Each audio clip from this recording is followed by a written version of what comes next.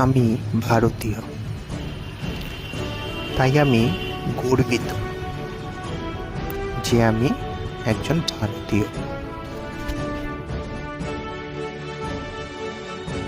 নমস্কার, আমি অমিত। আজকে আমি আপনাদের কিছু শেখাতে আসিনি। এসেছি বিগত কিছু দিন ধরে যে ভারত পাকিস্তানের মধ্যে সংঘর্ষ চলছে, সেটা সকলেই জানেন যে কেন চলছে, কিসের জন্য চলছে, এবং তাতে আমাদের ভারতীয় সেনারা যেভাবে পাকিস্তানকে নাস্তানাবুদ করছে, তাতে আমাদের সকলেরই একজন ভারতীয় হিসেবে গর্বিত হওয়া উচিত। এবং প্লিজ চলুন আমরা আমাদের ভারতীয় সেনাদের পাশে থেকে অন্তত একবার নিজেদের হৃদয় দিয়ে সেলুট জানাই তাদের। জয় হিন্দ, বন্দে মাতরম।